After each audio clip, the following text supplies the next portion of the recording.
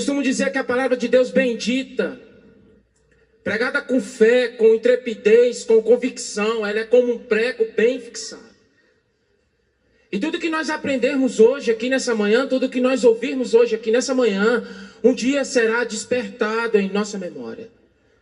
Porque quando a voz de Deus ressoar nos ares, despertará em nossa memória toda advertência desprezada, todo convite rejeitado. Vai aparecer como se estivesse escrito em letras de fogo nas nuvens, nos ares, porque a palavra de Deus, ela é como uma chama que nunca mais se apaga. Nunca mais se apaga. A palavra de Deus também é muito valiosa. E quando nós nos alimentamos dela diariamente, nós somos transformados de glória em glória. A palavra de Deus, ela é comparada à folha da árvore da vida. E ao comer dela todos os dias, cresceremos à imagem e à estatura de Cristo. Por isso que nós não podemos ser indiferentes num momento tão solene como esse.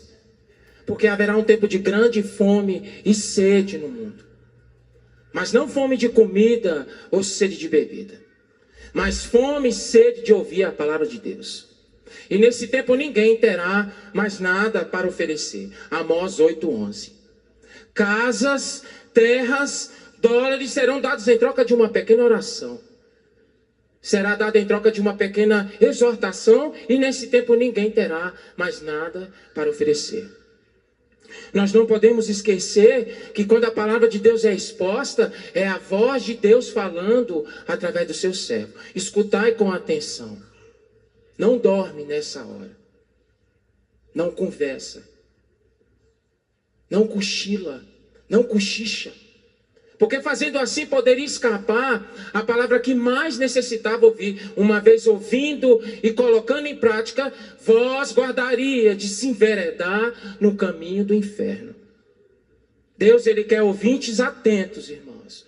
Porque foi quando o homem dormia que Satanás semeou a má semente. Vivemos no final do tempo do fim. Não temos mais tempo a perder. Em Primeiros Escritos, página 63, diz que há várias verdades preciosas contidas na palavra de Deus. Mas é a verdade presente que o rebanho mais necessita agora.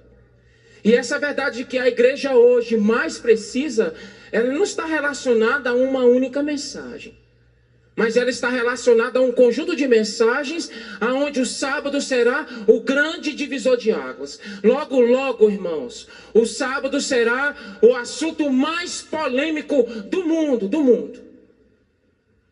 A verdade sobre a imortalidade da alma, precisamos conhecer profundamente o que acontece quando a pessoa morre. O estado dos mortos, porque é uma mentira que tem criado fundamentos com o espiritismo. Justificação pela fé é também uma mensagem presente. Nós somos salvos por aquilo que Cristo fez por cada um de nós na cruz do Calvário. E depois que você é salvo, o próprio Cristo te leva ao Monte Sinai, aonde será revelado para você os 10 mandamentos, o fundamento do seu governo, a expressão do seu caráter, a norma do juízo. E agora aquela mesma lei que foi gravada em tábuas de pedra começa a ser escrita pelo Espírito Santo nas tábuas do seu coração. Verdade presente também agora para os nossos dias. O ministério de Cristo dentro do lugar santíssimo, as 3 mensagens angélicas que serão pregadas em alta voz, regada pelo derramamento do Espírito Santo em grande medida, e milhares se converterão na última hora, na hora 1/10. Chuva temporã e chuva serôdia, 2 chuvas de poder derramadas pelo Espírito Santo que pontuam o início e o fim do ministério de Cristo na terra, sacudidura no meio do povo de Deus, o selamento do povo de Deus, fechamento da porta da graça, o juízo e a volta de Cristo, que deve ser o quê? O fundamento de todos os nossos sermões. A maior promessa, a promessa mais esperada para cada um de nós, que é a volta de Cristo, amém? Essas são as verdades mais importantes para a época em que nós estamos vivendo. E precisamos hoje, irmãos, em nome de Cristo, fazer grande esforço para que esses assuntos possam estar sempre diante de nós, sempre diante das nossas igrejas. Se em toda a época da história houve uma verdade presente para ser pregada, na nossa época não seria diferente, irmãos. E toda vez que Deus levanta um povo para uma preparação, Deus também levanta um profeta. Assim como Deus libertou o povo de Israel do cativeiro do Egito, Ele levantou 3 profetas, porque Miriam, Arão e Moisés eram profetas. Na nossa época também não seria diferente. Deus levanta um povo para uma preparação e Deus também agora levanta uma profetisa. Ellen White não é escritora, é uma profeta. E ela não foi só dada para a igreja adventista, ela foi dada para todo mundo. Temos grande luz da parte de Deus. Só que Deus vai requerer uma vida correspondente a essa luz. Hoje é tempo de construir um muro de passagens bíblicas em nossa volta. E esse muro vai nos servir como um muro de proteção. Precisamos entesourar textos bíblicos na galeria da nossa memória. E no momento certo, o Espírito Santo nos fará lembrar.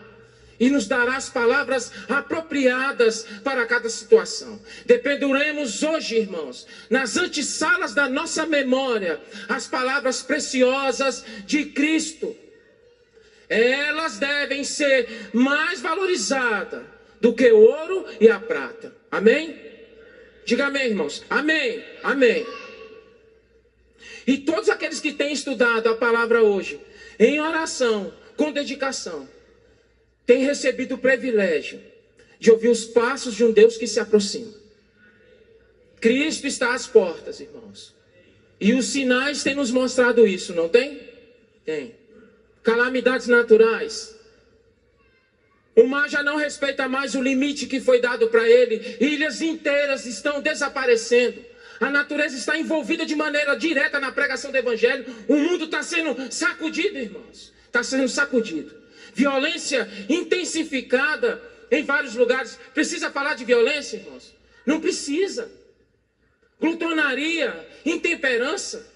Mais de 80% dos cânceres estão relacionados à alimentação. Ou seja, o excesso hoje tem matado mais do que a fome. Mais do que a fome no mundo. Falsos profetas, não só lá fora, mas aqui também dentro da igreja. Epidemias, esses sinais sempre aconteceram? Sim, sempre aconteceram. Mas agora os sinais estão acontecendo todos ao mesmo tempo e de maneira intensa. A natureza está clamando por justiça e nós estamos dormindo. Nós vivemos no final do tempo do fim, estamos dormindo profundamente. Se nós estivéssemos meio despertos, irmãos, sobre os acontecimentos descritos no livro de Daniel e no livro de Apocalipse, já teria tido um grande movimento de reforma nas nossas igrejas e muito mais pessoas creriam em nossa mensagem. Por que muitos não creem em nossa mensagem? Porque nós não vivemos o que pregamos. O nosso problema não é mais conhecer, irmãos. O nosso problema é viver, irmãos. E Deus fala, se nós estivéssemos meio despertos. Ele não quer nem que você esteja totalmente desperto, apenas meio desperto. Isso mostra o nosso profundo despreparo e desinteresse sobre as profecias. E o que é profecia? Profecia é Deus escrevendo a história antes que ela aconteça. Profecia não é Deus determinando o que vai acontecer, mas Ele escrevendo a história antes que ela aconteça. Por quê? Porque Ele conhece o final, desde o princípio, onisciente. Sabe de todas as coisas infinitamente, incluindo o pensamento, o sentimento, presente, passado e futuro de todo o universo, e nos concede as profecias. Já é hora de despertarmos do sono, porque a nossa salvação está mais perto agora do que quando no princípio cremos. Vai alta noite e vem chegando o dia, irmãos. Deixemos, pois, as obras das trevas e revistamos com as armas da luz. Vamos abrir a nossa Bíblia lá, Romanos 13:11.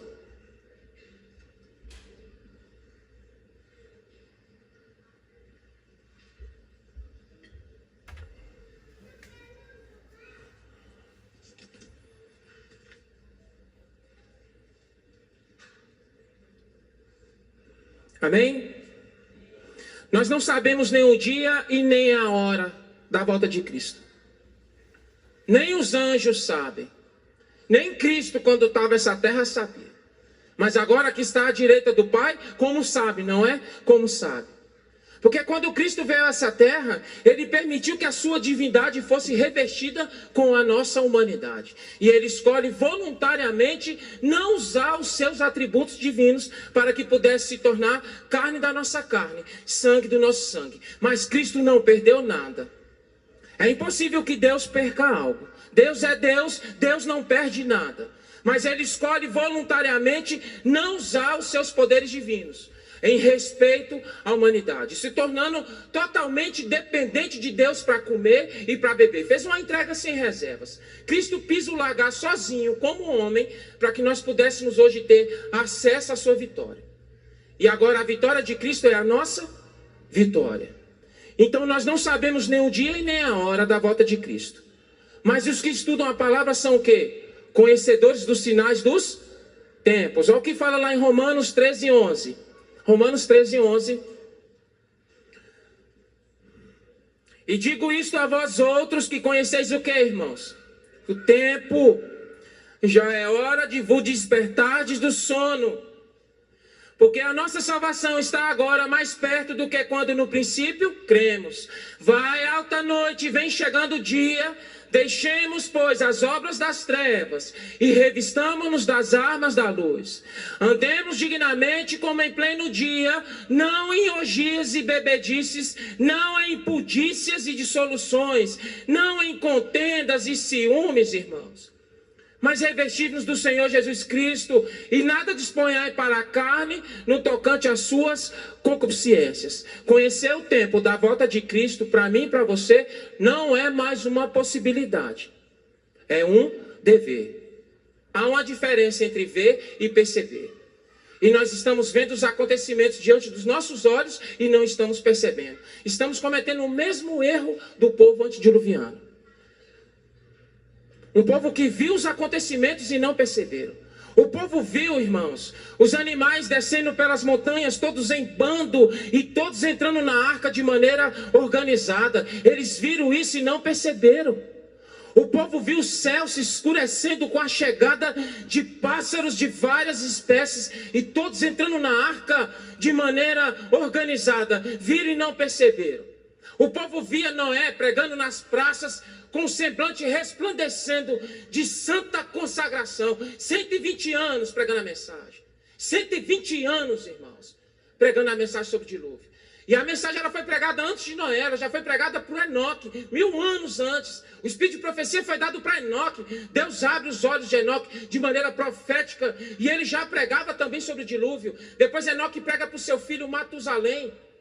Depois Matusalém prega para o seu filho Lameque. Lameque agora prega para o seu filho Noé. Noé agora escolhido por Deus para dar ênfase na última mensagem. A mensagem mais importante para aquela época. E Noé pregava nas praças com o rosto resplandecendo de santa consagração. Noé investiu tudo o que tinha, todas as suas economias na construção da arca. Enquanto Noé construía a arca, ele pregava, ou seja, Noé vivia o que pregava. E o povo viu os acontecimentos finais e não perceberam. Depois o povo viu uma nuvem gloriosa descendo na frente da porta da arca, mas ali já era tarde demais, irmãos. Porque dentro daquela nuvem havia um anjo poderoso e ele estava selando a porta da arca de fora para dentro e ali ninguém entrava mais e ninguém saía mais. Anjos poderosos invisíveis estavam em volta da arca e ninguém entrava mais e ninguém saía mais. Uma multidão incontável estava em volta da arca. E passou 1, 2, 3, 4 dias, nada de chuva. Os filhos de Noé chegavam em Noé e falavam: pai, por que não choveu? Será que nós estamos em pecado? E Noé passou uma angústia, a mesma angústia que vamos passar quando a porta da graça se fechar. E o povo do lado de fora, uma multidão fazendo orgia na frente da arca e gritava: Noé, seu velho doido, velho maluco. Quer dizer que está todo mundo errado, só vocês que estão certos. Velho doido, velho maluco. E passou 1 dia, 2, 3, 4, 5, 6. No 7º dia, irmãos, quando o sol se pôs, o céu se encheu de nuvens escuras. Os animais que não entraram na arca começaram a chorar. Porque, por causa do seu instinto de sobrevivência, eles sabiam que iriam morrer naquele momento. E descia chuva do céu, não era como a chuva que desce para nós, não. Eram cataratas, era como fosse cachoeiras. E brotava mais água do chão do que caía do próprio céu. E não era só água. Junto com a água vinha bolas de fogo, irmãos. E naquele tempo, o próprio Satanás temeu pela sua vida. Porque pela primeira vez, Satanás estava vendo um Deus irado contra o pecado. Deus ama o pecador, não ama? Mas ele odeia, abomina o pecado. E precisamos despertar do nosso sono. Por que Cristo não voltou até nossos dias agora? E eu ficava me perguntando isso. A profecia fala que houve 2 momentos na história que Cristo já poderia ter voltado. O primeiro momento foi logo após 22 de outubro de 1844, logo após o grande desapontamento. Se aquele povo que aguardava a volta de Cristo tivesse permanecido unido, o Espírito Santo seria derramado, a terceira mensagem teria sido pregada e eles teriam cumprido a missão a qual Deus havia deixado. Mas isso não aconteceu. E o segundo momento foi em 1888. Na Conferência Geral de Minneapolis, Deus enviou uma mensagem diretamente do seu trono com 2 credenciais dadas para 2 pastores, o Ogden e Jones, sobre a justificação pela fé. E ambas as mensagens foram ridicularizadas e escarnecidas. E 2 vezes nós falhamos, irmãos, nós falhamos como um povo. Vidas em Ensino, página 110, diz que a serva de Deus estava reunida com um grupo de irmãos. E eles estavam orando pela cura de um deles. E no momento da oração, no momento que aquele irmão estava tendo a sua saúde restabelecida, ela foi tomada em visão. E ela viu 4 anjos, 4 seres celestiais, que tinham uma obra a fazer na terra. Eles estavam prontos para soltar os 4 ventos da destruição que está escrito em Apocalipse 7:1. E de repente a sua visão é dirigida a Cristo e agora ela vê Jesus com roupas sacerdotais olhando para o seu povo e vendo que o seu povo não está preparado. E ela diz que agora ele levanta as mãos para os céus e com a voz de profunda compaixão ele exclama: meu sangue, Pai, meu sangue, meu sangue, meu sangue, Pai, meu sangue, meu sangue. De repente a visão dela agora é dirigida a um anjo que sai de dentro do lugar santíssimo voando velozmente. E ele gritava em alta voz: segurai, segurai, segurai. Até que os filhos de Deus sejam preparados e selados na fronte com o selo de Deus vivo. E após essa visão vem um texto: Cristo espera com fremente desejo a manifestação de si mesmo na sua igreja. Quando o caráter de Cristo for reproduzido perfeitamente sobre o seu povo, então ele virá reclamá-los como sendo seu. Na verdade, é Cristo que está esperando. É Cristo que está esperando que o seu caráter seja reproduzido na minha e na sua vida. As últimas mensagens serão pregadas através da nossa vida, irmãos. Porque do púlpito se ensina a teoria do Evangelho, mas é na vida prática que é demonstrado o poder do Evangelho. O caráter de Cristo vai iluminar toda a terra através da vida dos seus filhos. E Cristo tem esperado que o seu caráter seja reproduzido na vida de cada um de nós. Mais importante que aguardar a volta de Cristo é estar preparado para ela, irmãos. Porque hoje a nossa batalha ela é agressiva. Desfechos tremendos, irmãos, estão perante todos nós, e mesmo que urgentes. As nossas orações devem se acender a Deus hoje, para que os 4 anjos ainda retenham os 4 ventos da destruição, para que eles não soprem, nem danifiquem, nem destruam a terra antes da última advertência ser dada ao mundo. Trabalhemos então em harmonia com as nossas orações. E eu faço uma pergunta: temos trabalhado em harmonia com as nossas orações, irmãos? Será que existe algo pior do que uma igreja dividida? Sim ou não? Sim ou não? Sim, existe. Uma igreja unida sobre fundamentos falsos. Uma igreja unida pela mentira. O que é que nos une hoje, irmãos? é a verdade. Não é o que eu acho, não é o que eu penso, não é o que eu sinto, mas é o que a palavra de Deus diz. Assim diz o Senhor, assim está escrito. Chegou a hora para todos nós, de pararmos de ser apenas um refletor do pensamento dos outros. Precisamos hoje aprender a estar em pé por si só. Cada qual que deve conseguir explicar a razão da sua fé por si só. Porque nós não sabemos nem quando e nem aonde Deus vai requerer algo de mim e de você. Porque nesses tempos terríveis, um pouco antes da segunda vinda de Cristo, os fiéis pregadores de Deus devem dar um testemunho muito mais direto do que João Batista. Um trabalho de grande responsabilidade se encontra perante todos nós hoje. E os que falam palavras suaves, Deus não reconhecerá como seus pastores, e nem como seus anciões, e nem como seus ministros. Um terrível ai repousará sobre eles. Temos que dar um testemunho direto, muito mais direto do que foi dado por João Batista. A profecia fala que a pregação de João Batista era tão poderosa que ela fazia o inferno tremer.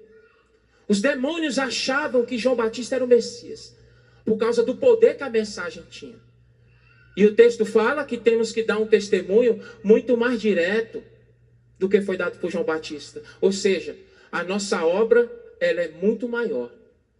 João Batista veio preparar o caminho para a primeira vinda de Cristo, aonde ele estabelecer o reino da graça. Mas agora Deus levanta um povo para preparar o caminho para a segunda vinda de Cristo, aonde ele vai estabelecer o quê? O reino da glória. Só que agora Cristo não vem mais como um homem de dores, irmãos. Cristo agora vem como Rei dos Reis, Senhor dos Senhores. Eventos finais, página 29, mostra que claramente a nossa identidade, que nós estamos esquecendo. Diz aqui, a missão especial da Igreja Adventista do Sétimo Dia. O Senhor nos tornou-nos depositário de sua lei. Ele confiou-nos a sagrada e eterna verdade que deve ser transmitida a outros em fiéis advertências, repreensões e encorajamento. É assim que o Espírito Santo trabalha. Como é que ele trabalha? Ele nos instrui, nos exorta, nos adverte e no final ele faz o quê? Nos encoraja, nos consola. Se o pregador sobe aqui nesse púlpito, fala do amor de Deus, mas não fala da sua justiça, ele falhou, irmãos. Ele falhou. E se o pregador sobe aqui nesse púlpito, fala da justiça de Deus, mas não fala do seu amor, ele também falhou. Porque como é que o Espírito Santo trabalha? Ele nos instrui, depois ele vem o quê? Nos exorta, nos adverte, nos incomoda. E lá no final ele faz o quê? Nos consola, nos encoraja. É assim que o Espírito Santo trabalha.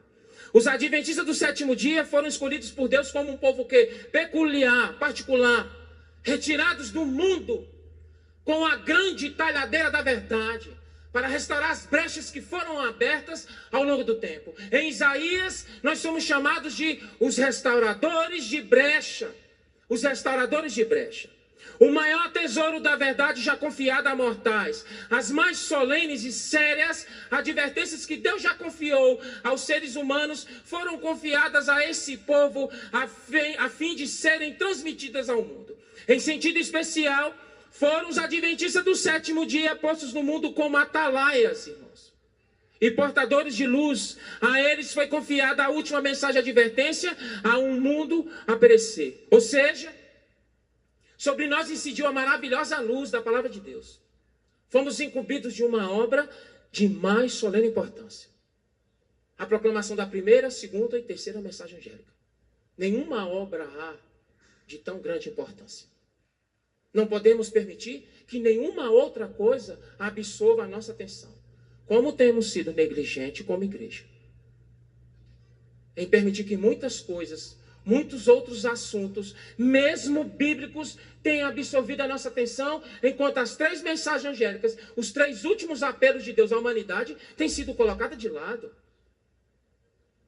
E onde é que encontra essas mensagens? Apocalipse 14, de 6 a 12. Primeira mensagem: temei a Deus e dai, porque é chegada a hora do seu, e adorar aquele que fez os céus, a terra, o mar e a fonte das águas. Ou seja, Respeitem a Deus. Se submetam a Deus. Guarde os seus mandamentos. Reflita o seu caráter. Porque chegou a hora do seu juízo. E adore aquele que fez os céus, a terra, o mar e a fonte das águas. Segunda mensagem. Caiu. Que tem dado de beber do vinho das suas abominações a todas as nações. O falso sistema religioso. Que tem dado de beber das suas falsas doutrinas a todas as nações, ela há de cair, porque as verdades serão totalmente esclarecidas e os pecados de Babilônia finalmente revelados. Terceira mensagem, aquele que adora a besta é a sua imagem, beberá do cálice da ira de Deus sem mistura. Como é que termina a mensagem? Aqui está, dos santos, os que guardam os mandamentos de Deus e têm a fé em Jesus Cristo, justificação pela fé, coração da nossa mensagem. Essa é a nossa missão, irmãos. E Deus enviou a terceira mensagem para colocar o seu povo sobre aviso e levar a nossa mente para dentro do lugar santíssimo. Todos que entendem essa mensagem, vivem a mensagem e pregam a mensagem, são confirmados na mensagem presente. E agora ele entra com Cristo dentro do lugar santíssimo. E quando ele entra com Cristo dentro do lugar santíssimo, a mesma obra de purificação que começou ali, naquele local, se torna realidade na vida de cada um de nós. Aqueles elementos que estão dentro da arca da aliança têm lugar na minha vida e no meu coração. Quais são os elementos? Maná, cajado de Arão, 2 tábuas da lei. Cajado de Arão, você bem objetivo, rápido. Se você tiver alguma dúvida, você pode procurar os anciãos daqui dessa igreja, ou o pastor mesmo. Mas o cajado de Arão significa a ciência da verdadeira educação, a reforma na família. As 2 tábuas da lei, que significa justificação pela fé. Mandamentos que na verdade são 10 promessas que começam a ser escritas nas tábuas do nosso coração pelo Espírito Santo. E o maná, que representa a reforma da saúde. Assim como o maná foi derramado de maneira milagrosa para preparar o Israel antigo para entrar na Canaã terrestre, Deus também derramou o maná de maneira milagrosa em nosso meio para nos preparar para entrar na Canaã celestial. A primeira visão que a serva de Deus teve sobre a reforma da saúde foi em 1863, no mesmo ano que a igreja estava sendo organizada. No mesmo ano. Antigamente Deus preparava um povo para morrer bem, hoje não. Deus prepara um povo para ser transladado. Deus prepara um povo para cruzar os eventos finais. E esse caminho vai passar pela temperança. E o que é temperança? Se abster daquilo que te faz mal e usar com moderação aquilo que te faz bem. Porque até as coisas boas em excesso nos fazem mal. E os que não estão dando o devido valor, irmãos, a luz que têm recebido, principalmente na área da saúde, estão cavando a sua sepultura com os próprios dentes. Com os próprios dentes. Não é só falar do Espírito Santo, mas é preparar um templo para que ele possa habitar. Você vê que é uma mensagem completa? A reforma da família é a perna da mensagem, o corpo da mensagem são as 3 mensagens angélicas, o braço da mensagem, reforma da saúde, o coração da nossa mensagem, justificação pela fé, e a cabeça da mensagem é Cristo. Todas as mensagens que pregamos devem ser pregadas de maneira cristocêntrica. Devemos mostrar a centralidade de Cristo nas revelações. Porque todas as profecias apontam para Cristo. Mensagem completa, enviada por Deus, que tem o poder de nos salvar completamente. Não só espiritualmente, mas intelectualmente e fisicamente. Uma mensagem enviada por Deus para destruir o espírito laodiceano. Ou a pessoa se torna quente de uma vez, ou ela se torna fria de uma vez. Essa mensagem veio dividir o joio do trigo dentro da igreja. Ela veio cumprir o que o apóstolo Paulo diz lá em Coríntios, que o evangelho para uns terá cheiro de vida para a vida, mas para outros terá cheiro de morte para a morte. Uma mensagem tão clara, tão bíblica, que nenhum ser humano será deixado na ignorância. A única maneira de conservarmos o nosso nome no livro da vida do Cordeiro é permanecer com Cristo dentro do lugar santíssimo. Porque o verdadeiro cristianismo é a religião do túmulo vazio, da cruz vazia. Cristo não está mais na cruz do Calvário. Cristo está dentro do lugar santíssimo. E o povo de Deus segue o Cordeiro para onde quer que ele vá. A primeira e a segunda mensagem são 2 degraus, que nos leva ao terceiro degrau, que é a terceira mensagem angélica. E é essa mensagem que nos mostra o caminho para dentro do lugar santíssimo. Um caminho que foi aberto pelo sangue de Jesus Cristo. Essa é a nossa identidade. nós não podemos esquecer a nossa identidade. A nossa igreja é uma igreja profética, que nasceu da maior profecia da Bíblia, das 2.300 da manhã. Ou seja, nós temos uma natureza profética, uma história profética e uma mensagem profética.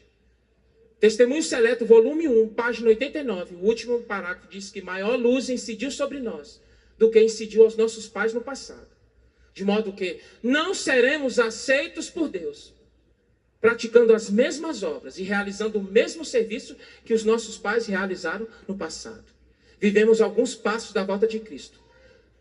E o povo de Deus que vive alguns passos da volta de Cristo não pode viver como o povo de Deus vivia há 3.000 anos atrás, irmãos. Porque o povo de antigamente comia muita carne, tomava muito vinho, se casava com várias esposas, se separava por qualquer motivo. E quando Cristo veio a essa terra, ele não suavizou o caminho, ele levou os padrões, irmãos. Ele levou os padrões. Muita luz se acumulou agora nos últimos dias. E Deus requer de mim e de você uma vida correspondente a essa luz. Seremos julgados de acordo à luz que tem nos sido dada. E seremos julgados também de acordo às responsabilidades concedidas a cada um de nós. Mas não é só isso. Os que têm a oportunidade de conhecer a palavra de Deus, de conhecer a sua verdade e rejeitam, serão considerados culpados por aquela luz como se a tivessem recebido. Porque a cegueira voluntária, ela é fatal, fatal. Muita luz se acumulou agora, nos últimos dias. Muita luz em todas as áreas. E Deus requer de mim e de você uma vida correspondente a essa luz. Deixando claro que o padrão que Deus quer que você viva não é uma imposição da parte de Deus. É uma promessa. E devemos se apegar ao quê? Às suas promessas. Os 10 mandamentos são 10 promessas. Jonatas, se você entregar a sua vida para mim, eu vou escrever os meus mandamentos no seu coração. Eu vou fazer o pecado deixar de ser atrativo para você, Jonatas. Eu vou restaurar a imagem que foi perdida lá no Éden. Porque Cristo não veio só salvar o homem da culpa, da penalidade do pecado. Mas Cristo veio agora também salvar o homem do poder do pecado. E quando Cristo voltar nas nuvens do céu, seremos salvos da presença do pecado. Glorificação do corpo. Hoje nós estamos num processo de santificação. Qual é a nossa parte? Buscar essa comunhão com Cristo. A nossa parte é lutar contra a tentação de deixar de orar. A nossa parte é lutar contra a tentação de deixar de estudar a palavra. Porque quando você tem um relacionamento com Cristo, isso será refletido na tua vida e no teu caráter. E temos uma grande responsabilidade da parte de Deus, que foi dada a cada um de nós. Precisamos hoje tomar muito cuidado, irmãos, com os adiamentos. Deixar para amanhã a decisão que você poderia tomar hoje. Eu queria ler esse livro aqui. Quem já leu O Caminho a Cristo? Um dos livros mais bonitos que eu já li na vida. E olha o que diz aqui, ó. Cuidado com os adiamentos. Não deixe para depois a decisão de abandonar seus pecados e buscar a pureza de coração através de Cristo. É nesse ponto que milhares têm errado e se perderão para sempre. O pecado, por menor que possa parecer, implica risco de perda da vida eterna. Aquilo que não vencermos acabará por nos vencer e causará a nossa destruição. Cada ato de transgressão, cada negligência ou rejeição da graça de Cristo cai sobre você mesmo, endurecendo o coração, tornando a vontade depravada, entorpecendo o entendimento e deixando cada vez menos sensível ao chamado do Espírito Santo. Cristo está pronto para nos libertar do pecado, irmãos. Só que ele não pode fazer isso contra a nossa própria vontade. Precisamos tomar muito cuidado com o pecado imperdoável. Precisamos tomar muito cuidado hoje com o pecado contra o Espírito Santo. O que é o pecado contra o Espírito Santo? É você continuar fazendo o errado, já sabendo o que é certo fazer. O pecado contra o Espírito Santo, irmãos, não é consequência de uma única ação, por mais grave que seja. Mas é consequência de várias ações tomadas na direção errada, praticadas de maneira intencional, a qual no coração do homem não há mais arrependimento. O pecado contra o Espírito Santo acontece quando você jamais reconhece os seus próprios erros. Porque quando você reconhece que algo precisa mudar, quando algum pecado lhe incomoda, seja ele pequeno ou grande, ainda é a voz do Espírito Santo falando ao seu coração e te dando a oportunidade para aceitar o convite que ele lhe faz. Precisamos hoje, urgentemente, do Espírito Santo, para que ele possa nos fazer ver que muitas coisas que nós amamos e que nós estamos apegados a ela são ofensivas a Deus e que precisamos abandoná-las. Há muitas coisas na vida, irmãos, que nós não temos duas opções. Ou nós abandonamos ou abandonamos. E se nós quisermos estar vestido com as vestes nupciais naquele grande dia, precisamos entender hoje aqui na igreja que o trabalho que o Espírito Santo faz em nossa vida, de nos mostrar o caminho, de nos direcionar, de nos incomodar, não é um trabalho que ele faz simplesmente porque ele quer você, porque ele quer a sua função. Muito pelo contrário. Ele faz porque ele quer o quê? Ele quer você vestido com as vestes nupciais, para que você possa ter um lugar à mesa com o rei. Porque não é Deus que cega os homens ou lhes endurece o coração, mas é a rejeição. Quanto mais rejeitarmos a voz do Espírito Santo, mais a nossa mente vai se tornar insensível à voz de Deus. Através das nossas ações, irmãos, podemos sim anular a obra do Espírito na nossa vida. Nós já vivemos nos momentos finais dessa terra. A sacudidura já começou de maneira individual, não já?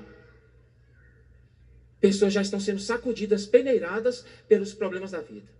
Como diz em profecia, entre um pretexto e outro sairão da casa de Deus para nunca mais voltar, nunca mais voltar. Como a chuva serôdia ou refrigério pela presença do Senhor, já começou também a ser derramada de maneira individual. Para todo aquele que busca e que pede. No meio da mornidão do povo de Deus, já tem pessoas aquecidas pelo Espírito Santo, amém? Deixa eu fazer uma pergunta aqui. Quantos têm clamado pela chuva serôdia aqui? Amém? Eu vou trazer uma definição bem rápida. Eu queria que vocês prestassem bastante atenção nessa definição. Bem rápida. Chuva temporã e chuva serôdia são duas chuvas famosas no Oriente Médio até os dias de hoje. Chuva temporã, preste bem atenção. Chuva temporã é uma chuva fraca e constante que vinha preparar o solo para a semeadura. E depois que aquela semente que foi plantada começava a crescer, havia a segunda chuva, chamada de chuva serôdia. Uma chuva forte e torrencial que vinha amadurecer os grãos. Quando a chuva serôdia era derramada, ela amadurecia tudo que estava plantado ali, naquele local. Ou seja, irmãos, se a chuva serôdia fosse derramada agora em nossa igreja, ela iria amadurecer aquilo que já está construído aqui no meu e no seu coração. E eu faço uma pergunta para todos nós. O que nós temos no coração hoje pode ser amadurecido, irmãos? Porque essa é a função da chuva serôdia, ela vem amadurecer aquilo que já está construído aqui no meu coração. E os que estão alimentando imperfeições, os que têm acariciado pecados conhecidos, quando a chuva serôdia for derramada, eles vão amadurecer para o mal. Porque quando o Espírito Santo derramar essa chuva de poder, irmãos, os que não receberem um refrigério pela presença do Senhor, receberão o espírito de Satanás e vão amadurecer para o mal. Serão como demônios andando sobre a terra. Vão se tornar moradas de dragões. Vão se assemelhar perfeitamente a Lúcifer.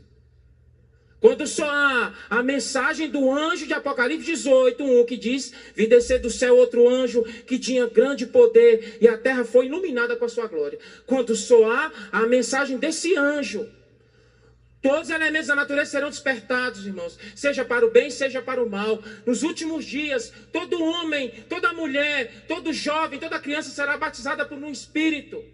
E os que não recebem o refrigério pela presença do Senhor, receberá o espírito de Satanás e vão amadurecer em suas imperfeições. O mal vai amadurecer, mas o bem também vai amadurecer, amém?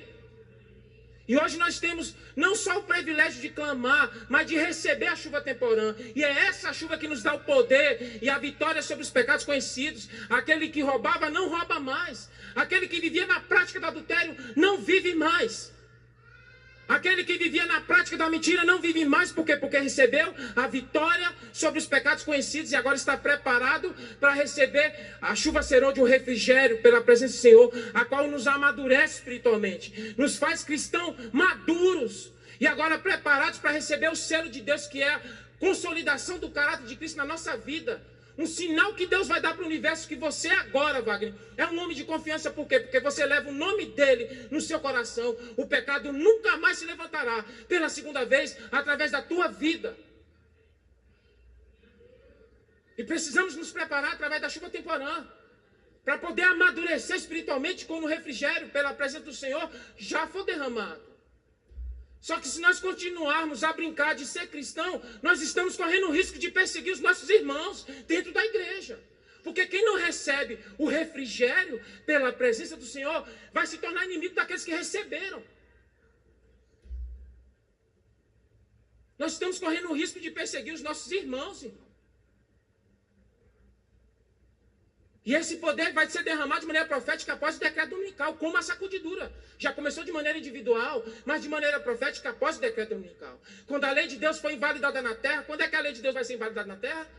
Quando sair um decreto contra a sua lei. Que decreto é esse, irmãos? Dominical. Quando a lei de Deus foi invalidada na terra, a escuridão assolará a igreja, milhares sairão das fileiras da casa de Deus. Quantos adventistas nós temos no mundo hoje, irmãos? Quanto que é, Lourinho? 24 milhões. A profecia fala que a igreja vai parecer o quê? Que está prestes a cair, irmãos. Mas não cairá. Amém? Porque é nesse momento que Deus vai mostrar que sempre esteve ao leme. É nesse momento que Ele vai mostrar que as rédeas sempre esteve em suas mãos. E é quando a noite vem que as estrelas brilham. É quando a noite da perseguição vir sobre a nossa igreja, que aquelas pessoas que nós menos esperamos brilharão. Por quê? Porque as pessoas cultas e cheias de si serão passadas por alto. Muitas estrelas que têm brilhado em nosso meio se tornarão trevas. Pastores não santificados serão eliminados.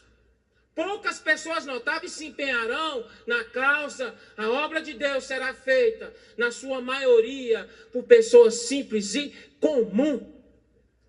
E aí eu fico vendo muita coisa que aconteceu no passado, volta a acontecer agora em nossos tempos, só que de maneira intensificada. Decreto dominical no passado, haverá também decreto dominical agora em nossos dias. Mártires no passado, haverá também mártires agora em nosso dia. Porque também nós sabemos que o número dos mártires vão se completar do decreto dominical ao fechamento da porta da graça. O que isso quer dizer? Que as últimas mensagens, Wagner, serão pregadas debaixo de grande perseguição, viu, Moisés? As últimas mensagens serão regadas com sangue, com sangue. Mas como sabemos também que o sangue dos mártires são como semente jogada em terra boa, haverá convenções e reconvenções em massa. Sinais e maravilhas seguirão seu povo no meio do caos, no meio do caos. Mais de 50 milhões de mártires morreram para que essa palavra pudesse estar hoje em nossas mãos, irmãos.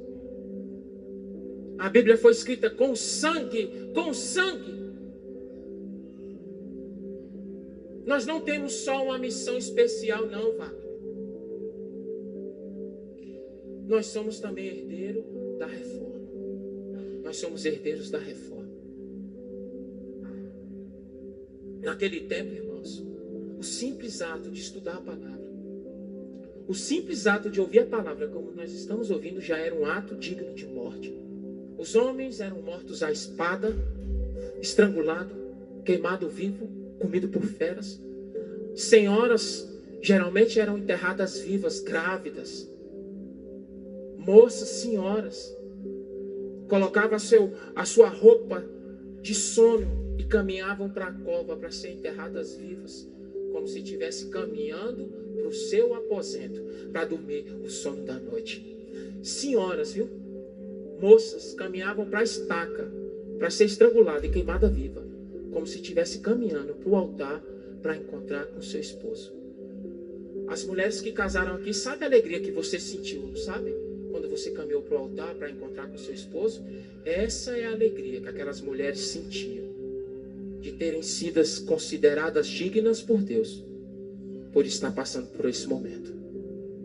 E eu faço uma pergunta: somos herdeiros da reforma? Temos negado a Cristo por um prato de comida? As mães ensinavam seus filhos que provavelmente o seu destino seria de mártir. E as crianças cresciam com isso, que provavelmente o seu destino seria o martírio. E eu te pergunto, o que nós estamos ensinando para as nossas crianças? Se Cristo entrasse aqui na igreja hoje, viesse aqui na frente e pedisse 10 voluntários para morrer em prol do Evangelho, quem levantaria aqui a mão? Seja sincero. Amém. Quero deixar um recado. Os que não estão dispostos de morrer por Cristo, não estão dispostos de viver por Cristo. Porque viver para Cristo é morrer para você mesmo. Aqueles homens já estavam mortos, Wagner. Só precisavam ser enterrados. Eles já tinham morrido para o seu eu, para as suas vontades. Eles tinham na sua mente que Deus estava sentado no banco dos réus e que eles precisavam ser as suas testemunhas.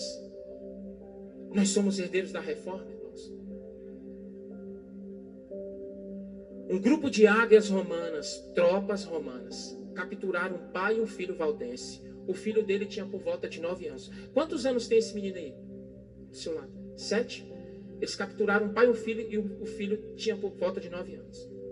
E aquelas águias romanas queriam que aquele pai negasse a sua fé e entregasse aonde estava escondido os outros amigos, os outros valdenses. Mas aquele pai não negou a sua fé e não entregou seus amigos. E as águias romanas pensaram assim: vamos torturar o seu filho na sua frente. E provavelmente ele vai negar a sua fé. O que você faria, irmãos, se seu filho fosse torturado na tua frente? E eles começaram a golpear e a torturar aquela criança de maneira violenta na frente do seu pai. E a história fala que as palavras que saíram da boca daquela criança foi: pai, não renegue a sua fé. Não renegue a sua fé. Aquela criança foi torturada até a morte. E o pai se manteve firme. Aquela criança foi amarrada num tronco de árvore com cordas grossas. E ela foi esfregada na parede até se derretesse.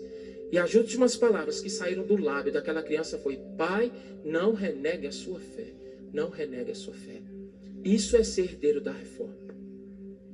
Antíoco Epifânio II, que foi o imperador daquela época, capturou uma família de macabeus, judeus macabeus, para torturar aquela família.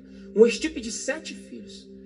E depois que ele chegou no último filho, depois de ter matado 6 na pira, a fogo lento, o próprio Antíoco Epifânio II foi até a mãe e disse: fale para essa criança renunciar à sua fé. Eu não quero exterminar a tua família.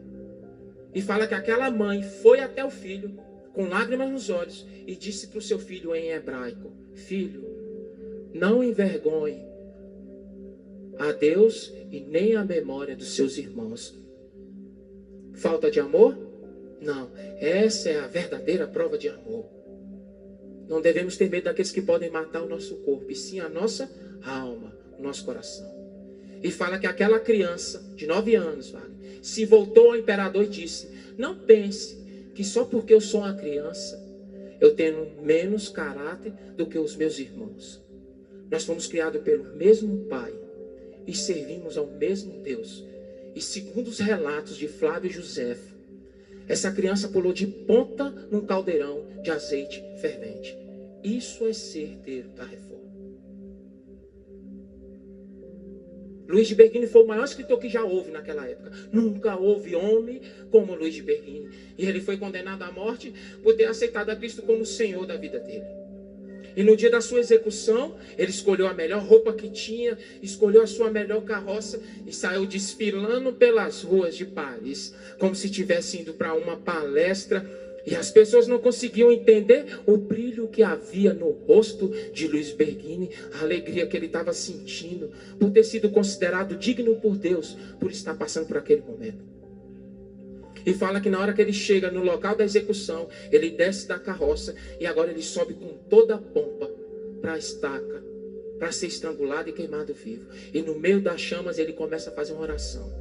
Os inimigos ouviram a oração dele e começaram a gritar e bater os escudos, porque sabia que se o povo ouvisse a oração de Luís de Berguine, seriam convertidos na mesma hora. Nessa mesma hora, os anjos no céu ficaram em pé e com assombro e admiração aplaudiram a fidelidade do servo do Deus Altíssimo. Isso é ser herdeiro da reforma. Os estudiosos dizem que Policarpo foi o anjo da igreja de Esmirna, discípulo de João. E fala que quando os opositores de Policarpo chegou, o próprio bispo ancião convidou para que eles participassem com ele de sua refeição. E após a refeição, Policarpo, de livre e espontânea vontade, se entrega aos seus inimigos, o qual levaram ele ao procônsul. E agora o próprio procônsul pressionou, dizendo: blasfeme contra o seu Deus e te darei a liberdade. Policarpo responde: durante 86 anos tenho servido a Cristo e ele nunca me fez mal algum. Como eu poderia agora blasfemar contra o meu rei e meu salvador? Diante a firmeza do bispo ancião, o juiz ordenou que Policarpo fosse queimado vivo. E agora, amarrado entre as chamas, Policarpo eleva os olhos para os céus e faz uma oração em alta voz: Senhor Deus soberano, te dou graças, Senhor, pois me consideraste digno por estar passando por esse momento, para que junto aos seus mártires possa ser eu também parte do cálice de Cristo. Por isso te bendigo, Senhor, e te louvo pelos séculos da eternidade. E entre as chamas, o bispo ancião entrega a sua vida a Cristo.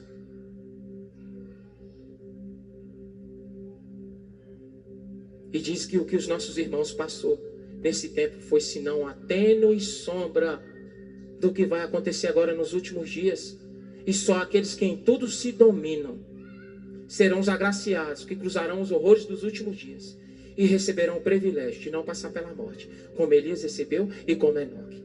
De todos os dons que o céu pode conceder aos homens, a participação com Cristo em seu sofrimento é o mais importante depósito e a mais elevada honra.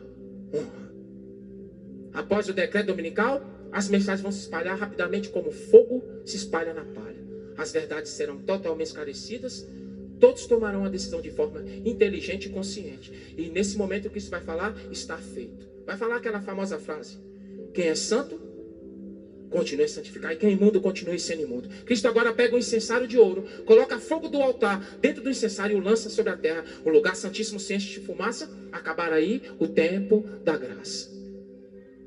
Nesse mesmo momento, os 4 anjos que seguram os 4 ventos se retiram da terra. O Espírito Santo agora se retira dos ímpios e acumula sobre aqueles que receberam o selo de Deus, o selo da obediência. Para todo sempre seremos o templo do Espírito Santo. Evidência a todo o universo que era possível sim guardar os mandamentos de Deus e que Satanás estava errado quando dizia que os mandamentos de Deus não tinham como ser guardados. As pragas serão derramadas uma após a outra. E quando a última praga for derramada, Cristo entrará em nossa realidade pela segunda vez. Descerá em labaredas de fogo sobre as nuvens. E agora ele vem marchando triunfantemente como vencedor. Na sua cabeça não mais uma coroa de espinhos, mas agora uma coroa de honra e glória vem ornamentando a sua santa fronte. Na sua mão a foice afiada para a colheita final. Na outra uma trombeta de prata para chamar os mortos da tumba fria para a vida eterna. Ele vai olhar para a sepultura dos justos, vai levantar as mãos para os céus e vai bradar em alta voz: despertem! Despertem! Despertem, vocês que dormem no pó e sujam, e por toda a extremidade e largura da terra, os mortos ouvirão a sua voz, e os que ouvirem viverão. A terra treme com o passar do exército extraordinariamente grande de toda nação, língua e povo. No cárcere da morte vêm eles, revestidos de glória imortal, clamando: onde está o morte, os seus aguilhões? Onde está o inferno, a sua vitória? 1 Coríntios 15, 55. Depois nós os vivos seremos transformados, graças a Deus, Senhor. Chegou finalmente. Se tornaremos incorruptos tanto fisicamente como espiritualmente num piscar de olhos. Receberemos uma vestimenta gloriosa, a mesma vestimenta que Adão tinha antes do pecado. E é nesse momento que os anjos vão reunir nos 4 cantos da terra todos os filhos de Deus que foram separados pela morte. Finalmente, irmãos, o grande reencontro. É ali que eu vou encontrar meu avô, minha avó. É ali que eu vou encontrar meu tio, meu primo. um grande reencontro. E agora, com cânticos de alegria, ascenderemos juntamente em direção aos portais da cidade de ouro. Seremos levados para as nuvens para encontrar com Cristo nos ares. E viveremos e reinaremos com Cristo por 1000 anos. Após os 1000 anos, a cidade santa desce para a terra, cumprindo o que está escrito em Apocalipse 21, de 1 a 3. Vi a cidade santa, a Nova Jerusalém, que descia do céu, da parte de Deus, ataviada como noiva, adornada como seu esposo. A cidade santa desce sobre o Monte das Oliveiras, a antiga Jerusalém. O Monte das Oliveiras se fende ao meio e se converte numa grande planície. E a cidade santa ocupará esse espaço. E é nesse momento, irmãos, que Cristo vai ressuscitar todos os ímpios na segunda ressurreição. Isso no término dos 1000 anos. Por isso que a Bíblia fala, bem-aventurados que fazem parte da primeira ressurreição. Porque a segunda ressurreição é a da morte.